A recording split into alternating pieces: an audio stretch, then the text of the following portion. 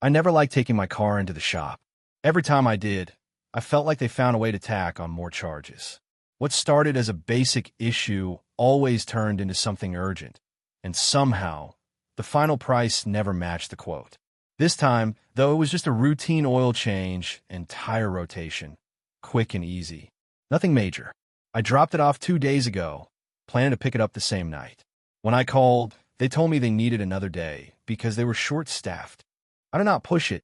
Maybe someone called in sick, maybe they were slammed, or maybe they just like to drag things out and charge for the time. Either way, I did not think much of it. Just another chore. But when I showed up today, something fell off.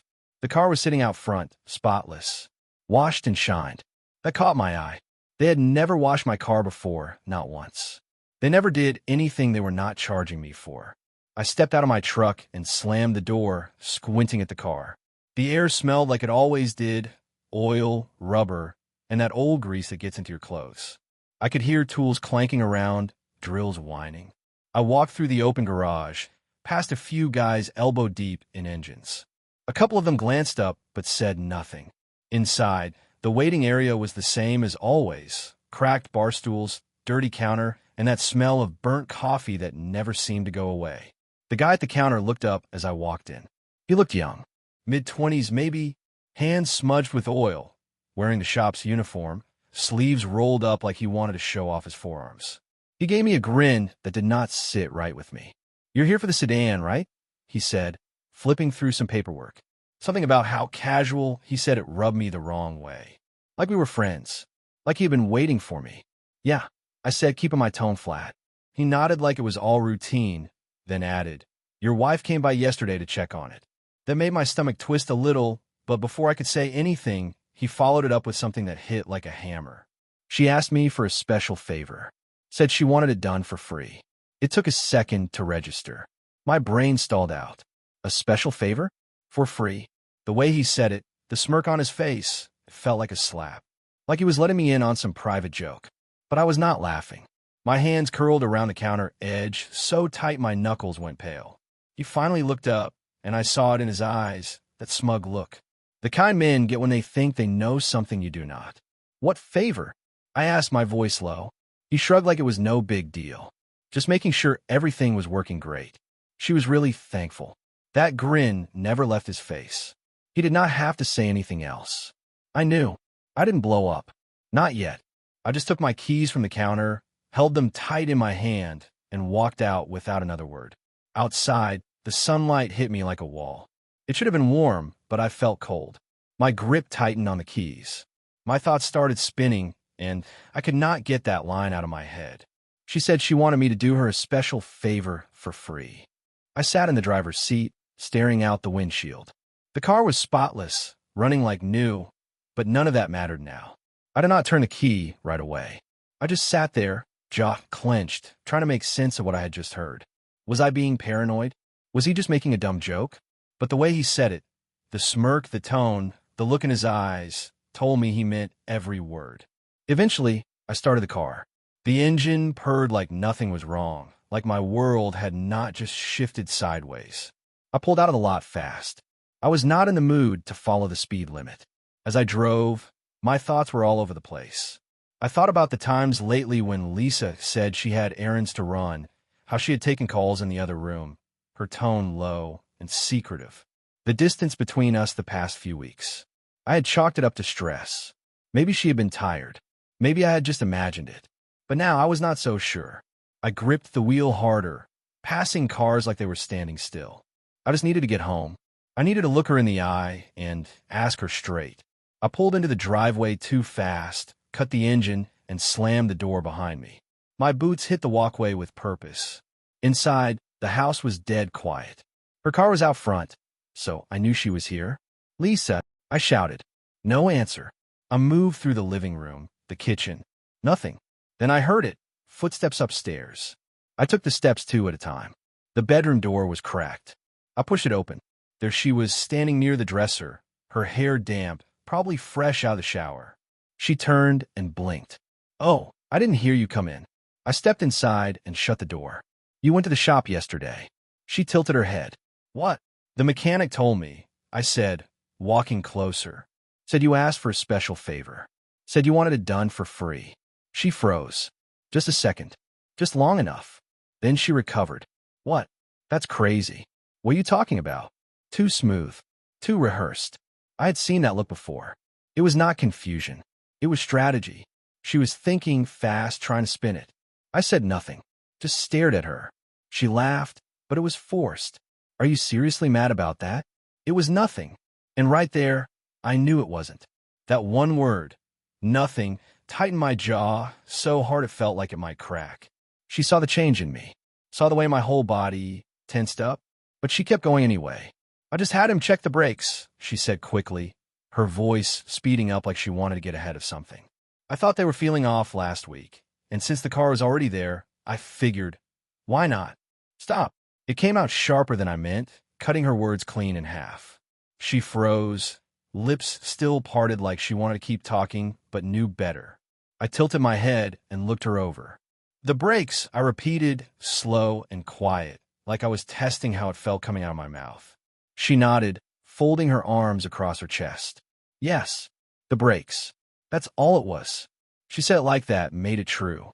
Like the more confident she sounded, the more believable it would become. But I knew better. Those brakes? I had replaced them just 3 months ago. She knew that. She had watched me order the parts. Watched me spend the entire weekend out in the garage swapping them out. She knew they were fine. I took a deep breath and let it out slow, my hands curling into fists at my sides. If that's all it was, I said, voice steady. Then why'd he say it the way he did? Her arms tightened around her body. Say what? I took another step toward her, close enough that I could see the pulse in her neck start to race. She did not back up, but I saw the tension in her shoulders.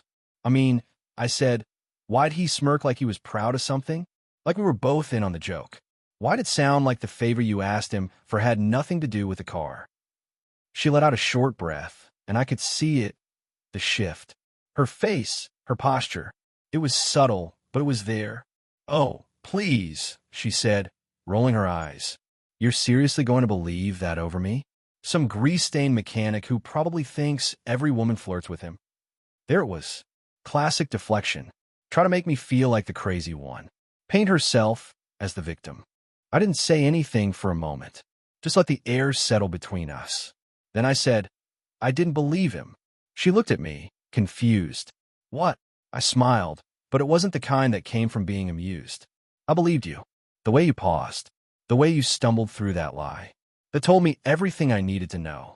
Her eyes flickered, and for a second, I thought she might finally admit it. Might stop pretending. But no, she dug in. You're being ridiculous, she said, her voice sharper now. Paranoid. I let out a dry laugh. Paranoid, I repeated. No, I'm just not an idiot. She looked away, jaw tightening. Fine, she muttered after a moment. You want the truth? I did not answer. I was friendly with him, she said slowly. Okay, maybe too friendly, but it wasn't anything serious. She looked up at me, defiant now. I flirted. That's all. It didn't mean anything. I stared at her. She really thought that would work. Like I would just shrug it off and thank her for the honesty. But she had already slipped up. I was friendly with him. That told me she already knew what I was accusing her of. She was not confused. She was not surprised. She was caught, and she was scrambling. I took another slow step forward. She swallowed hard. How far did it go? I asked calm and quiet. Her mouth opened, then closed. She shifted again. Her hands clenched around her arms. Her eyes bounced around the room like they were looking for an escape. That silence was louder than anything she could have said. I repeated myself. How far? She sighed, dragging a hand through her hair like the question annoyed her. Why are you doing this? I moved closer, not touching her, just closing in so she had to feel the weight of me standing there. She flinched, barely, but I saw it. You already admitted to flirting, I said. You wouldn't have done that if you thought I believed the break story. So stop lying and say it. Her eyes darted toward the window. Her voice dropped to a whisper. I kissed him. I stood still. No reaction. No words. Just those 3 syllables ringing in my ears. I had expected it. I had known. But hearing it, that still hit different. I swallowed, then asked, is that it? She snapped her head up. Yes, that's it. I gave a short, dry laugh. She was lying, and I knew it. Lisa had never been the type to blow up a marriage over one kiss. Not her. Not like this. I got a question, I said, tilting my head. If it was just a kiss, why'd the guy at the shop act like he had something on me? Her mouth opened. Why'd he smirk? Why'd he act like I was the punchline to some private joke? She fumbled. Because he's a jerk. He was trying to mess with you. Well, it worked. She shut her mouth. But that's not the part that bothers me, I said. What gets me is how you're standing here, trying to guess what I know instead of just telling me the truth. Her breath caught in her throat. Her fingers clenched tighter around her own arms. Now I saw it. The real fear. The fear that I had already figured out. The fear that she had lost control of the story. Lisa, I said, my voice quiet now. One more time. She looked at me, eyes wide. How far did it go? She stared at me for what felt like forever. Then she whispered, I slept with him. I closed my eyes. Not because I was shocked, because now it was real. When I opened them, she was still standing there, waiting for the blow-up, waiting for me to scream, throw something, shout her out of the house. But I didn't. I just looked at her. She tried again, voice soft now. It didn't mean anything. It was a mistake. I cut her off with a laugh. It was short and ugly. A mistake, I repeated. She nodded. Yes. You do not trip and fall into someone else's bed, Lisa. She bristled, but I was not finished. You said it was once. It was, she insisted. Just once. I was lonely and lonely. That was the excuse she had picked. Like she hadn't been the one shutting me out for months. Like she hadn't been the one spending her time in other rooms, glued to her phone, always too tired for a conversation. She had made herself lonely. I stepped back, dragging a hand down my face. In my head, I had imagined this moment so many times. Thought I'd rage. Thought I'd throw her out without a word. But standing here now, I just felt cold. Like the part of me that cared had finally gone quiet. Lisa was watching me, lips pressed tight together, waiting. So I told her, You're disgusting. She flinched like I had slapped her, opened her mouth to speak. I cut her off before she could even start. I don't care why you did it, I said. My voice was calm, steady, colder than I expected. I don't care if it happened once or 100 times. I don't care if you say it didn't mean anything. I straightened up, rolling my shoulders back. But I do care about what happens next. That's when her face drained. She tried to speak, maybe cook up another excuse or find some softer angle to twist this around. But nothing came out. And for once, she got it. There was no talking her way out of this.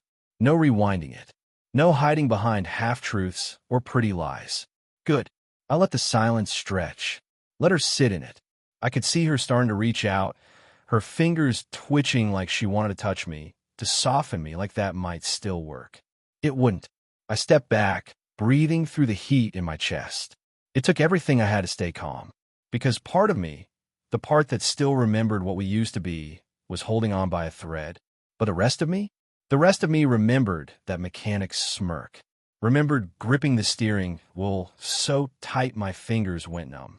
Remembered how she stood in front of me and lied until she had no choice but to spill the truth. That version of me had no love left for her. She must have felt it.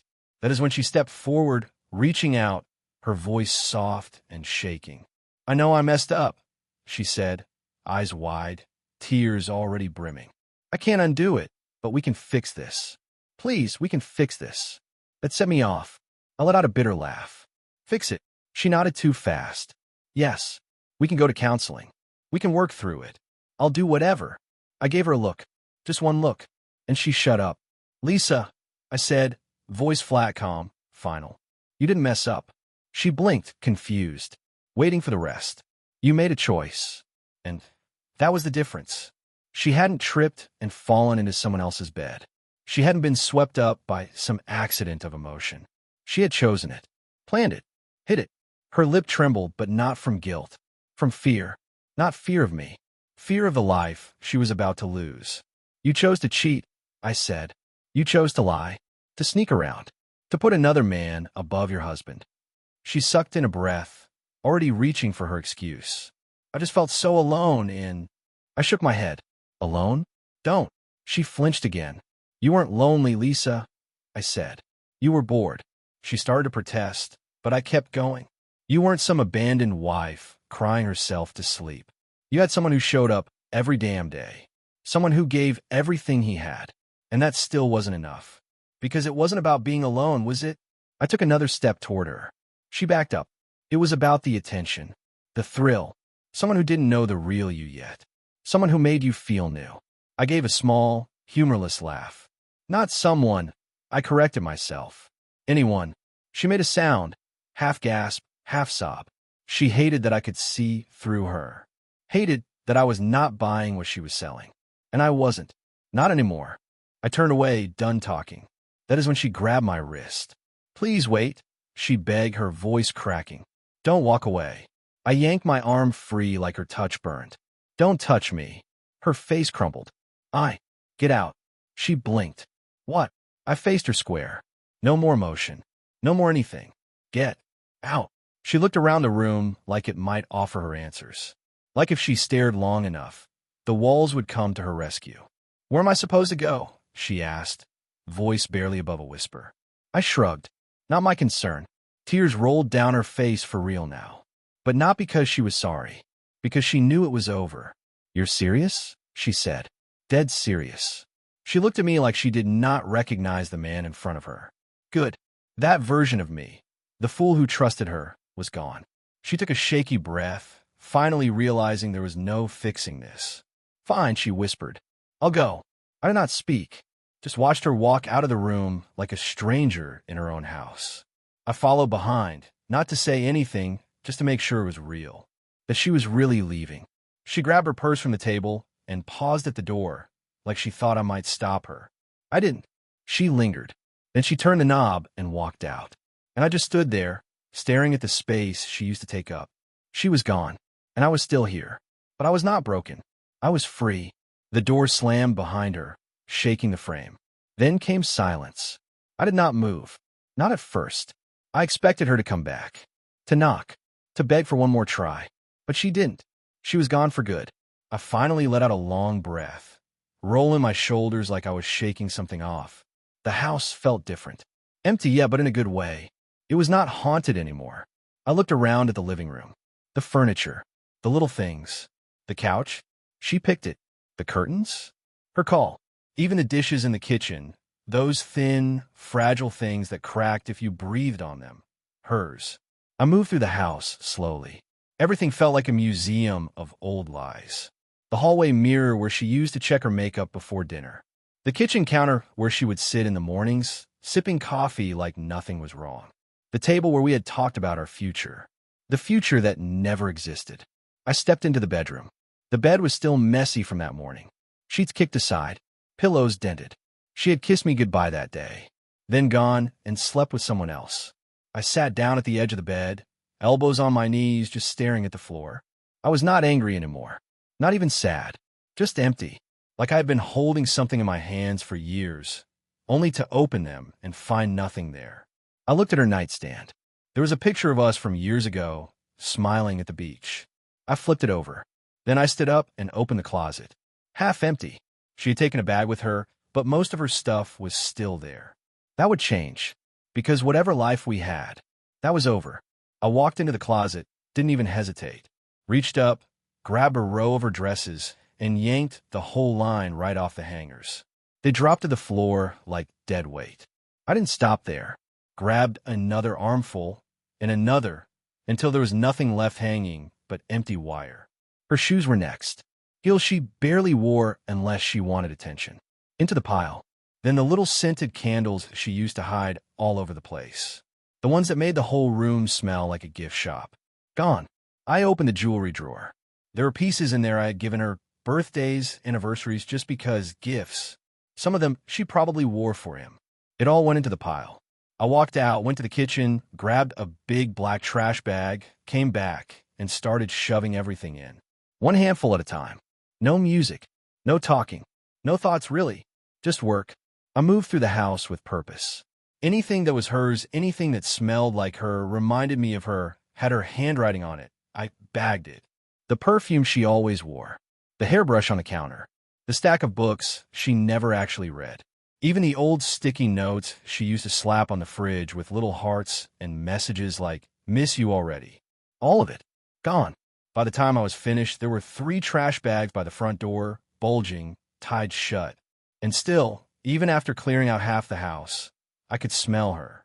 That vanilla lavender scent she liked so much. Like she was still hanging on. But I knew it would fade.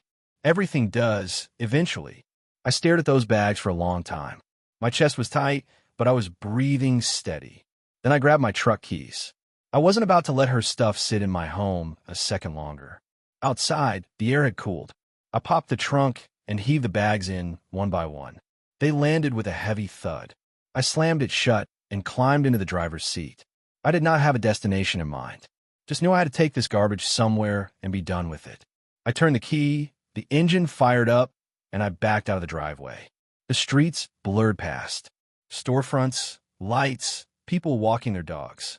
None of it registered. My hand stayed firm on the wheel. My mind stayed blank. I just drove. Eventually, I pulled into a back lot behind a strip mall. Nobody around. Quiet. A couple of giant dumpsters lined the edge of the lot. Perfect. I turned the truck off, got out, and opened the trunk. The bags crinkled as I lifted them. One by one, I tossed them in. Her clothes. Her junk. Her memory. Gone. I brushed my hands off and stood there for a second, just watching the dumpster. Then I turned, got back in the truck, and shut the door. I didn't feel better, not yet, but I felt lighter. And for now, that was good enough. I sat there a while, parked under a flickering streetlight, just staring ahead. The city hummed in the distance, cars whooshing past, street lamps buzzing, but around me, it was still. I should have felt something. Closure, maybe, or peace. But there was just nothing. All that emotion, all that fire, it had burned itself out. I was left sitting in the ashes.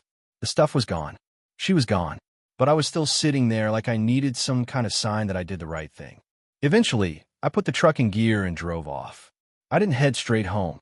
I wasn't ready to walk back into that house yet. It might have been empty now, but it still carried her shadow. So I drove, turned when I felt like it, followed the roads without thinking. Eventually, I pulled into a gas station. I didn't need gas. I didn't need anything. I just needed to stop. Inside, it was quiet. A kid behind the counter, probably 20 at most, scrolling through his phone like the world outside didn't exist. I walked the aisles, grabbed a bottle of water, didn't really want. Just something to hold. At the register, he scanned it without looking up, mumbled the total. I handed him a few bills. Didn't care how much. When he looked at me, really looked, I saw something shift in his face. "Rough night?" he asked. His voice wasn't mocking, just curious. Like he'd been there too. I let out a dry breath. "Yeah," I said. Something like that. He nodded, sliding my change across the counter. "Yeah," he said. "Been there, man." I took the water and walked out. Back in the truck, I drove home. This time, I did not rush. When I pulled into the driveway, the porch light flickered once and settled. The whole house looked darker than usual, like it knew something was missing. I sat in the truck for a moment, engine off, just staring. My house now, not ours. That thought landed like a brick on my chest. I got out and walked up the steps. The keys jangled as I unlocked the door. The silence inside was thick. Nothing had moved. Everything was where I had left it, except her. I set my keys down on the counter and walked through the house. The same couch, the same photos on the walls, the same coffee cup on the sink from this morning. It looked normal, but it wasn't. It never would be again. I went upstairs, stepped around the spot where I had dumped her things just hours ago. The bed was still unmade. The sheets still creased where we had last slept. But she wasn't coming back. I sat down at the edge of the mattress, rubbed my face, and leaned forward. The weight of everything settled over me. I was so damn tired, but I knew I wasn't sleeping tonight. I reached for my phone, unlocked it out of habit. Messages. Missed calls. None from her. Of course not. I scrolled without thinking until I landed on an old photo. Us at some restaurant, smiling, hands touching across the table. We look happy. I stared at it for a moment. Then I turned the screen off and tossed the phone onto the nightstand. I lay back, eyes on the ceiling, listening to the quiet. She was gone. I had made sure of that. And now I had to figure out where the hell I went from here.